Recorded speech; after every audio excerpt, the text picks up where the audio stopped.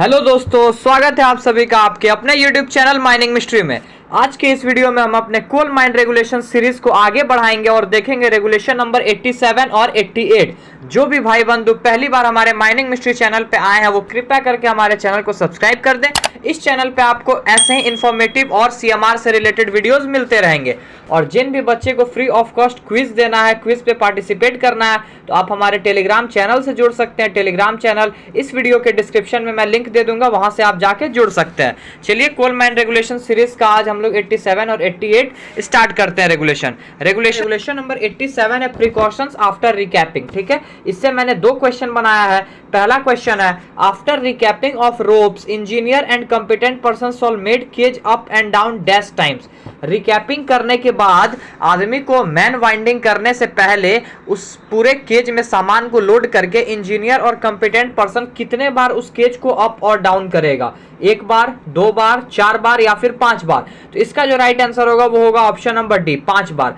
Man winding से पहले यदि रिकैपिंग हुआ है, रोप का हम लोग रिकैपिंग किए हैं, तो उसके बाद हम लोग क्या करते हैं, जो केज है उसको 5 बार कम से कम नीचे ऊपर करते हैं। उसके बाद उस केज को हम लोग मैन वाइंडिंग के लिए यूज करते हैं। क्वेश्चन नंबर 2 भी इसी से रिलेटेड है। In which case cage should be made 5 trips up and down. किस किस केस में हम लोग केज को 5 बार अप एंड डाउन कराते हैं? आफ्टर रिकैपिंग, रिकैपिंग करने के बाद, रोप के इंस्टॉलेशन के बाद, सस्पेंशन गियर के रीफिटिंग के बाद, या फिर सस्पेंशन गियर के रिन्यूअल के बाद, या फिर ऑप्शन नंबर ई ऑल, या फिर last option A, C and D. तो ध्यान से आप इस ऑप्शन को देखिएगा, थोड़ा सा कंफ्यूजिंग है ये। इसका राइट आंसर होगा ऑप्शन नंबर ई ऑल।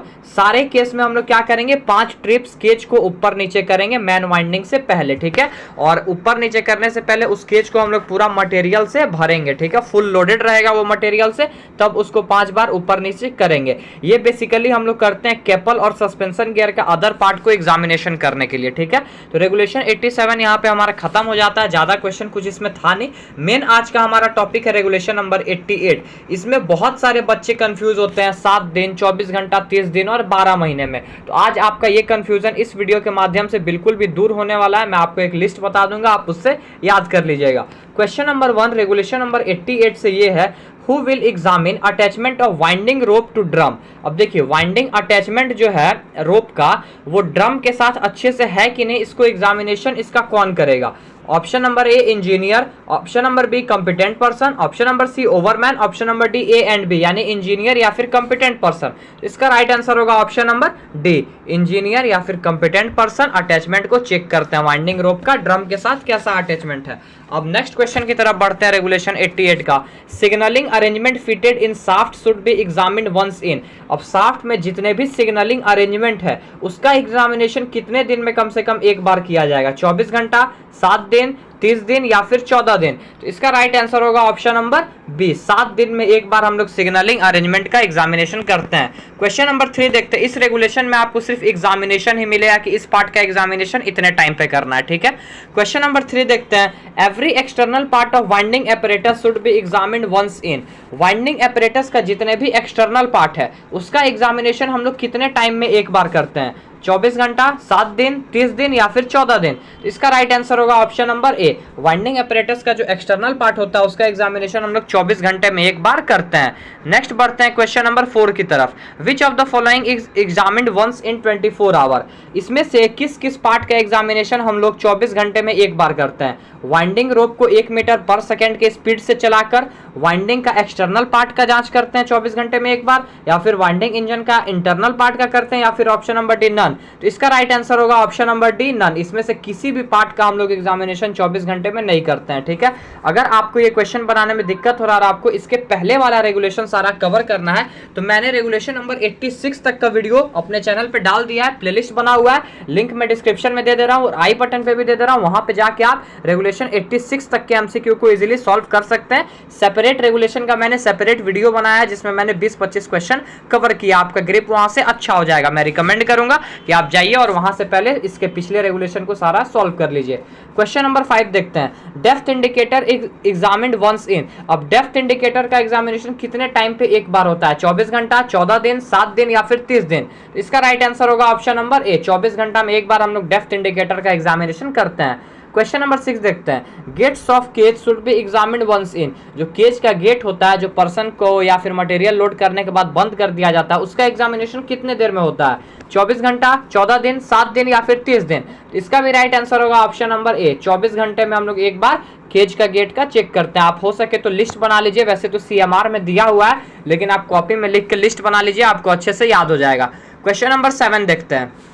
क्वेश्चन नंबर 7 है, external part of winding engine is examined once in. Winding engine का जो एक्सटर्नल पार्ट होगा, इसके पहले जो था वो वाइंडिंग एपरेटस का एक्सटर्नल पार्ट था। ये क्वेश्चन है, वाइंडिंग इंजन का एक्सटर्नल पार्ट का एग्जामिनेशन हम लोग कितने टाइम इंटरवल पे एक बार करेंगे? 24 घंटा, 14 दिन, 7 दिन या फिर 30 दिन।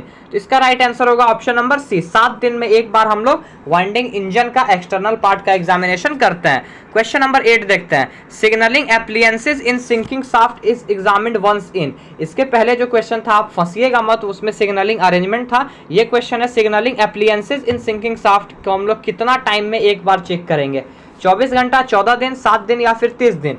इसका राइट आंसर होगा ऑप्शन नंबर ए, सिग्नलिंग एप्लियंसेस हम लोग 24 घंटा में एक बार चेक करते हैं और सिग्नलिंग अरेंजमेंट 7 दिन में एक बार चेक करते हैं। ठीक है, अब बढ़ते हैं क्वेश्चन नंबर 9। फिर से ये रिपीट हो गया है कि सिग्नलिंग अरेंजमेंट कितने टाइम इंटरवल पे एक बार होगा। तो क्वेश्चन नंबर 9 का आंसर आप मुझे कमेंट सेक्शन में इन्फॉर्म कीजिए। मैंने इसी वीडियो में 2 बार ही आपको बता दिया, 24 घंटा, 14 दिन, 7 दिन या फिर 30 दिन। क्वेश्चन नंबर 9 का आंसर क्या होगा, आप मुझे कमेंट सेक्शन में जरूर इन्फॉर्म कीजिए, ताकि मुझे पता चले कि आप मेरे वीडियोस को सीरियसली सिंसियरली देख रहे हैं। क्वेश्चन नंबर 10 देखते हैं। क्वेश्चन नंबर 10 है, winding engine for its internal part should be examined once in. Winding engine का एक्सटर्नल पार्ट को हम लोग कितने टाइम इंटरवल में एक बार एग्जामिन करते हैं? 24 घंटा, 12 महीना, 7 दिन या फिर 30 दिन। तो इसका राइट आंसर होगा ऑप्शन नंबर बी, 12 महीना में एक बार हम लोग वाइंडिंग इंजन का इंटरनल पार्ट का एग्जामिनेशन करते हैं। क्वेश्चन नंबर 11 देखते हैं, brakes of winding system is examined once in. अब जो वाइंडिंग सिस्टम का ब्रेक होता है, उसका एग्जामिनेशन कितने टाइम इंटरवल पे करते हैं? तो ये ब्रेक जो है बहुत ही इंपॉर्टेंट सेफ्टी फीचर है वाइंडिंग का, तो ऑब्वियस सी बात है इसका एग्जामिनेशन हम लोग 24 घंटा में ही एक बार करते होंगे। Right answer of question number 11 is option number A, 24 hours. बढ़ते हैं नेक्स्ट क्वेश्चन की तरफ, क्वेश्चन नंबर 12 की ओर। Guide of winding are examined once if. अब वाइंडिंग का जो गाइड रोप होता है, उसका एग्जामिनेशन हम लोग कितने टाइम इंटरवल पे एक बार करेंगे? 24 घंटा, 14 दिन, 7 दिन या फिर 30 दिन। तो इसका राइट आंसर होगा ऑप्शन नंबर सी, 7 दिन में एक बार हम लोग गाइड रोप का टेस्टिंग करते हैं। क्वेश्चन नंबर 13 देखते हैं, winding rope is examined by passing maximum 0.5 metre per second speed is examined once in. अब वाइंडिंग रोप को 0.5 मीटर पर सेकंड के मैक्सिमम स्पीड से हम लोग चलाकर कितने टाइम इंटरवल में एक बार एग्जामिन करेंगे? 24 घंटा, 14 दिन, 7 दिन या फिर 30 दिन। इसका राइट आंसर होगा ऑप्शन नंबर डी, 30 दिन में एक बार। और इसका और एक केस बनता है कि 7 दिन में हम लोग 1 मीटर पर सेकंड के स्पीड से चला के रोप को टेस्ट करते हैं। अब लास्ट क्वेश्चन आज का रेगुलेशन नंबर 88 का ये है, if one on any examination there is a defect. अगर किसी एग्जामिनेशन, इतना एग्जामिनेशन हो रहा है, उसमें अगर कोई डिफेक्ट मिल गया तो किसको रिपोर्ट करना है? ये ऑप्शन आप एकदम ध्यान से समझिएगा, मैनेजर, इंजीनियर, कंपिटेंट पर्सन, या फिर मैनेजर और इंजीनियर, या फिर इंजीनियर और कंपिटेंट पर्सन, या फिर कंपिटेंट पर्सन और इंजीनियर और मैनेजर। तीनों में से, मतलब कंपिटेंट पर्सन और इंजीनियर में से किसी एक को और मैनेजर को। तो इसका राइट आंसर होगा ऑप्शन नंबर एफ, इंजीनियर और कंपिटेंट पर्सन में से किसी एक को इन्फॉर्म करेंगे और मैनेजर को एकदम नेसेसरी है इन्फॉर्म करना।